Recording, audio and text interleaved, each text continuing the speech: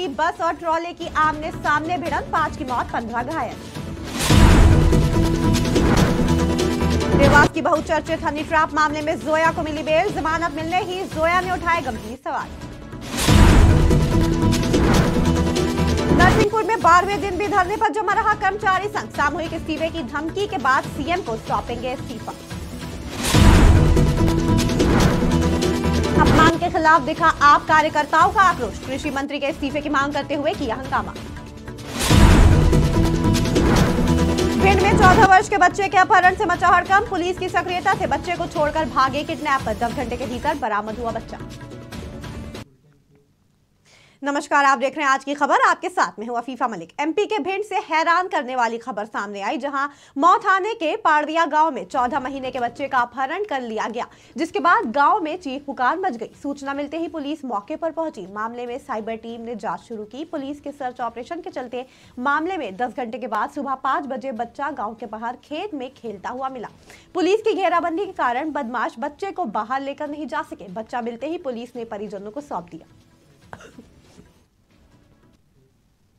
जबलपुर में हुए आम आदमी पार्टी के प्रदेश प्रभारी के अपमान के खिलाफ कार्यकर्ता का विरोध देखने को मिला। दरअसल भोपाल में आयोजित जाट महाकुंभ के दौरान कृषि मंत्री कमल पटेल के संबोधन के दौरान एमपी प्रभारी और आम आदमी पार्टी के विधायक बीएस जून को अपमानित करते हुए मंच से उतार दिया गया था, जिसके विरोध में पूरे प्रदेश में हंगामा देखने को मिला।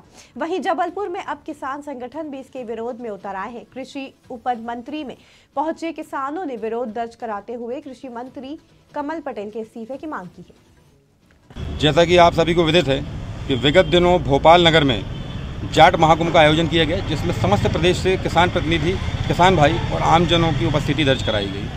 मंचासीन व्यवस्था के तहत हमारे मध्य प्रदेश के आम आदमी पार्टी के प्रभारी और दिल्ली से विधायक माननीय वीएस जून साहब की उपस्थिति भी वहाँ पर थी। जनहित में, जनता के और किसानों के हित में जब हमारे विधायक महोदय जी ने किसानों की आवाज़ उठाने का प्रयास उस मंच से किया, तो तत्काल प्रभाव से मध्य प्रदेश के मगरूर कृषि मंत्री कमल पटेल जी द्वारा उनके साथ अभद्रता करते हुए मंच से उतारने के लिए संबोधन दिया गया।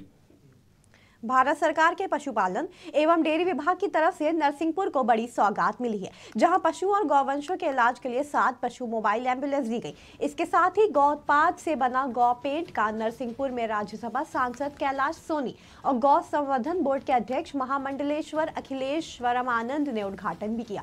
इस मौके पर राज्यसभा सांसद कैलाश सोनी ने गौ उत्पाद और इसके पारंपरिक फायदे को लेकर जानकारी भी दी।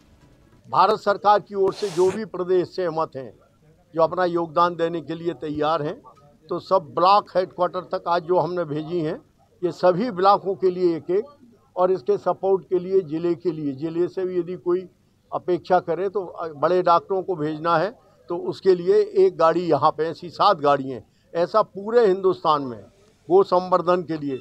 बाकी के काफ़ी इनोवेशन आपके गाय के क्षेत्र में उनको परिपुष्ट करने के लिए, उनको उनके जैसे गोबर गैस प्लांट हैं, बाटलिंग करें उनके गोबर गैस की, उनको बेचें, खाद अपना डीएपी जैसा खाद ये तैयार करें। ये भी अपने हरिद्वार और दीगर जगह अपने प्लांट लग रहा है अपने मध्य प्रदेश में सहकारिता कर्मचारी महासंघ और कंप्यूटर ऑपरेटर 12वें दिन भी धरने पर रहे। अपनी मांगों को लेकर धरने पर बैठे कर्मचारी संघ का आरोप है कि कई बार कोशिश के बावजूद भी सरकार उनकी बातों को सुनने के लिए राजी नहीं है, जिसे लेकर कर्मचारी संघ की तरफ से सामूहिक इस्तीफे की चेतावनी भी दी गई। वहीं अब राजधानी भोपाल पहुंचकर मुख्यमंत्री को अपना इस्तीफा सौंप देंगे।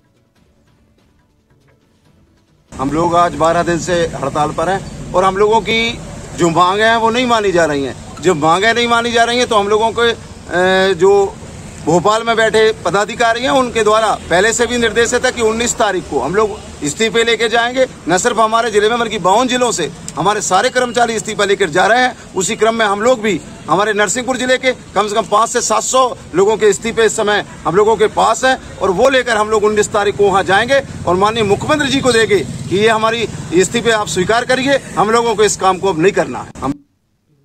एमपी के शिवपुरी जिले के अमोला थाना क्षेत्र में दबंगों का बोलबाला बढ़ता जा रहा है। दबंगों ने थरखेड़ा में आदिवासियों के पट्टे की जमीन पर कब्जा कर कोपरा रेत का खनन कर लिया, जिसे लेकर पीड़ितों की तरफ से पुलिस के पास शिकायत भी दर्ज कराई जा चुकी है, लेकिन प्रशासन की तरफ से अब तक कोई कार्रवाई नहीं की गई, जिससे परेशान होकर पीड़ित आदिवासियों ने एसपी से जमीन मुक्त कराने की गुहार लगाई। जमीन के चक्कर में जमीन खुद रही हमारी और कोई सुनवाई नहीं है। जमीन कौन खुद रहा है? मनन से गुजर खुद रहा है। क्या निकाल रहा है? बदली निकाल रहा है। तुमने थाने में रिपोर्ट करी इसकी? करी, कोई सुनवाई नहीं है। कोई सुनवाई। शिवपुरी जिले के जिला कलेक्ट्रेट के भीतर की गई फेंसिंग अब परेशानी का सबब बन रही है। आपको बता दें कि शिवपुरी कलेक्ट्रेट परिसर के अंदर आबकारी अधिकारी की तरफ से तार फेंसिंग की गई थी, जिसके चलते हर रोज हजारों लोगों को लंबी दूरी तय करनी पड़ती थी। दरअसल इस परिसर में 1 दर्जन से अधिक अलग अलग विभाग भी हैं। इसके साथ ही हर मंगलवार को होने वाली जन सुनवाई में फरियादियों की भीड़ लगती है, लेकिन तार फेंसिंग की वजह सालों चल रहा रास्ता बंद किए जाने पर लोगों को खासी दिक्कत का सामना करना पड़ रहा है। और इस परिसर में मेरा, चूँकि यहाँ भी न्यायालय हैं, एडीएम साहब हैं, कलेक्टर डीएम साहब हैं, और भी खाद्य है, आबकारी, सब विभाग यहाँ पे मौजूद है, शिक्षा विभाग यहाँ मौजूद है। हम विगत 30 वर्षों से और उससे पहले से, और मेरे जो सीनियर्स हैं वो यहाँ निर्बाध रास्ते से आते आते रहे। अगर कैंपस पूरा एक है, ये प्रोमाइसेस, कलेक्टेड प्रोमाइसेस, इसको बंद करना, यानी आप एक डिपार्टमेंट से दूसरे डिपार्टमेंट जाने में आपको हर बार एक नए दरवाजे से होके जाना पड़ेगा। और देवास के बहुचर्चित हनी ट्रैप मामले की मुख्य आरोपी जोया ने पुलिस कार्रवाई पर फिर सवाल खड़े किए हैं। उन्होंने कहा, मुझे मुजरिम बताया है तो इंसाफ पूरा हो, बाकी भी गिरफ्तार किए जाए। मैं तो इस केस में बहुत छोटा मोहरा हूँ, बड़ी मछलियां तो खुले में घूम रही हैं। इस मामले में जोया समेत कुल 5 आरोपी हैं, लेकिन अब तक जोया के अलावा किसी की गिरफ्तारी नहीं हुई। इसके बाद से ये केस लगातार विवाद में रहा। मैंने यही महेंद्र गलोदिया, संतोष कबाड़े, मुकेश चौहान, इन लोगों के खिलाफ दिए थे। अविरत इनके जो मालिक थे उनके खिलाफ दिए थे, और उनका मैनेजर है होटल का श्रीकांत, और उनकी गिरफ्तारी हुई नहीं अभी तक। मेरे साथ और भी मुजरिम थे, आप लोगों को भी जानकारी है इस चीज़ की कि सिर्फ मैं ही मुजरिम नहीं थी इस केस में, लेकिन गिरफ्तारी सिर्फ मेरे अलावा किसी। हरदा में बुधवार को रेत मजदूर और बड़ी संख्या में डंपर चालकों की नाराजगी दिखी। प्रशासन की कार्रवाई से नाराज डंपर चालक और डंपर मालिकों ने कलेक्टर ऑफिस पहुंचकर नारेबाजी की, साथ ही ज्ञापन भी सौंपा। आरोप है कि प्रशासन की तरफ से वैध रॉयल्टी होने के बावजूद भी अवैध वसूली लगातार जारी है, जिसे लेकर डंपर चालकों में खासी नाराजगी है। माननीय कलेक्टर महोदय से मिलना है। जिला प्रशासन द्वारा जो मनमानी की जा रही है एवं रॉयल्टी वाले जो रेत परिवहन करने वाले वाहन हैं उनको परेशान किया जा रहा है। पूरे वाहन जो रॉयल्टी वैध रूप से लेके चल रहे हैं, शासन प्रशासन द्वारा जो रॉयल्टी लेना चाहिए, जो नियम अनुसार है उसी नियम अनुसार गाड़ियाँ चल रही हैं, उसके बाद में भी प्रशासन द्वारा परेशान किया जा रहा है। कल सुबह भी रामजीवन इंडिया है, इनकी गाड़ी के ऊपर टोकन पॉइंट जहाँ से रॉयल्टी कटती है, रॉयल्टी कटने का इंतजार कर रही थी गाड़ी, और प्रशासन ने गाड़ी टोकन पॉइंट से लेके आकर चोरी का केस बना दिया। इसलिए आया है कि हम लोग को भी बहुत परेशान करते हैं, गाड़ी हम ले जाते हैं, सामने खड़ी कर देते हैं, भरी गाड़ी रहती, ब्रेक लगता नहीं लगता क्या, और एकदम से है तो आके हमारे को ये तो गाली गुप्ता करते हैं, और है तो ज़्यादा कभी अपन बोले ये आपके प्रशासन के लोग जाते हैं गाड़ी लेके। जो भी कार्रवाई हो रही है नियमानुसार हो रही है। सर, कल स्पॉट में जाके क्या कार्रवाई की गई आपके द्वारा? अवैध उत्खनन परिवहन की जांच की गई जी, उसमें क्या पाया गया? जो अवैध गाड़ी मिले हैं उन पर कार्रवाई की गई। जबलपुर रेलवे प्लेटफॉर्म दलालों का अड्डा बनता जा रहा है, जहां दलालों की कारस्तानी से यात्रियों को खासी दिक्कत का सामना करना पड़ रहा है। इसे लेकर रिटायर्ड कर्मचारी पदाधिकारियों ने डीआरएम कार्यालय पहुंचकर ज्ञापन सौंपा, जहां सहायक वाणिज्य प्रबंधक पंकज कुमार दुबे की शिकायत की गई। आरोप है कि तत्काल टिकट काउंटर पर सुबह 5 से 8 तक दलालों का कब्जा रहता है। इसे लेकर सुबह 5 से 8 तक प्लेटफॉर्म में टिकट काउंटर पर जीआरपी और आरपीएफ की तैनाती की मांग की गई।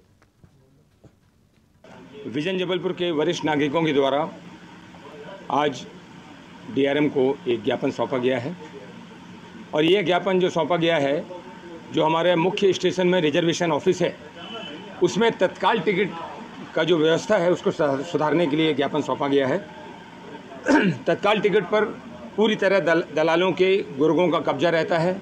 सुबह से बिस्तर बिछा लेते हैं और फर्जी लिस्ट बना लेते हैं और आम आदमी जो तत्काल टिकट के लिए आता है उसको टिकट प्राप्त नहीं हो पाती है और पूरे गुर्गे उनके टिकट लेकर के चले जाते हैं। नरसिंहपुर में पुलिस विभाग की अनूठी पहल देखने को मिली। पुलिस विभाग ने पंचायत भवन के सामने चौपाल कार्यक्रम का आयोजन किया। इस चौपाल में सभी ग्रामीणों ने हिस्सा लिया। नरसिंहपुर के पुलिस अधीक्षक अमित कुमार और अतिरिक्त पुलिस अधीक्षक सुनील कुमार शिवहरे के निर्देशन में करेली थाना प्रभारी आशीष धुर्वे अपने स्टाफ के ये चौपाल कार्यक्रम का आयोजन किया, जिसमें लंबित आपसी जमीनी विवाद और हर मामलों का निराकरण पुलिस ने ग्रामीण की मदद से किया। थाना प्रभारी ने जानकारी देते हुए बताया कि एसपी के निर्देशन में गाँव में चौपाल लगाकर स्थानीय लंबित मामलों का आपसी सहमति से निपटाया जा रहा है। ये श्रीमान पुलिस अधीक्षक महोदय के निर्देशन में एक अभियान चलाया जा रहा है कि जमीन संबंधी जो विवाद है उनका निराकरण संबंधित गांव में जाके किया जाए। उसके तारतम्य में कल हम लोग शाहपुर गांव गए थे। वहाँ 5 से 6 जमीनी विवादों को लेकर जो शिकायत थी उनका निराकरण वहाँ किया गया। और वहीं पे जो सीएम हेल्प उन गाँवों की जो सीएम हेल्पलाइन रहती है जिनका निराकरण समय पे नहीं हो पाता है, तो हमने भी उनका निराकरण वहाँ जाके करना सुनिश्चित किया है और वहाँ समस्याओं का हमने समाधान भी किया। ओडिशा के गाइसलेट ब्लॉक अंतर्गत लालपाली ग्राम पंचायत में हमारी पुलिस समिति की बैठक की गई। ये बैठक पुलिस इंस्पेक्टर बीरबल भगत की अध्यक्षता में आयोजित की गई, जहां पुलिस की तरफ से शांति प्रिय समाज के लिए अपील की गई।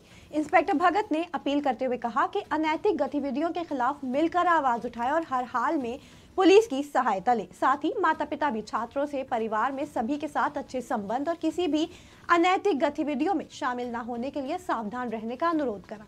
इस मौके पर तालपाली सरपंच उर्मिला सेठ, नायब सरपंच संजीव साहू, पंचायत कार्यपालक पदाधिकारी पांडव नंद सहित कई पदाधिकारी और आमजन शामिल रहे। उज्जैन के शाहजहांपुर में एक बड़ा सड़क हादसा हुआ, जहां एक यात्री बस और ट्रॉली की जोरदार भिड़ंत हुई, जिसमें बस में सवार 5 लोगों की मौत हो गई, जबकि 15 से ज्यादा लोग घायल हुए। इसमें 2 की हालत गंभीर बताई जा रही है। बस में 70 से ज्यादा यात्री सवार थे और ये बस उत्तर प्रदेश के उरई से अहमदाबाद जा रही थी, जो उज्जैन में हादसे का शिकार हो गई। मौके पर पहुंचे स्थानीय लोग और पुलिस ने घायल लोगों को तुरंत घटनास्थल से उज्जैन अस्पताल रवाना किया, जहां उनका उपचार जारी है। हादसे के बाद शाहजहांपुर कलेक्टर किशोर कान्याल और एसपी यशपाल सिंह मौके पर पहुंचे। ट्रैफिक विभाग, आरटीओ और पीडब्ल्यूडी के अधिकारियों ने घटनास्थल का जायजा लिया।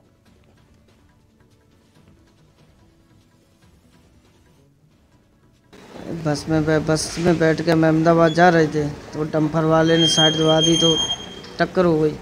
कितने लोग आप घायल हो गए? इसमें 14 लोगों की सुनवाई में आ रही, 13-14 लोग घायल हैं। ये कितने लोग थे गाड़ी में टोटल? गाड़ी में 50-55 के आसपास थे।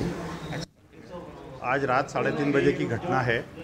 उज्जैन से ट्रक जा रहा था और उरई से अहमदाबाद मतलब उसके लिए बस जा रही थी, शारदा बस। तो ये मक्सी से थोड़ा सा 4 किलोमीटर आगे दोनता के पास जो है दरगाह है पीर बाबा की, उस दरगाह के पास पुलिया पे वहाँ पे बस और ट्रक में दुर्घटना हो गई, जिसमें 3 घटनास्थल पर, 2 महिला और 1 पुरुष की घटनास्थल पर मृत्यु हो गई और 15 लोग घायल हुए थे जो उज्जैन अस्पताल आए थे, जिसमें से एक लड़की की उज्जैन अस्पताल में इलाज के दौरान मृत्यु हो गई है। थाने पर मक्सी में जो है एक्सीडेंट की रिपोर्ट हो चुकी है, मामला जांच में है। मध्य प्रदेश की खबरों में फिलहाल इतना ही। जुड़े रहें आज की खबर के साथ ताज़ा तरीन खबरों के लिए।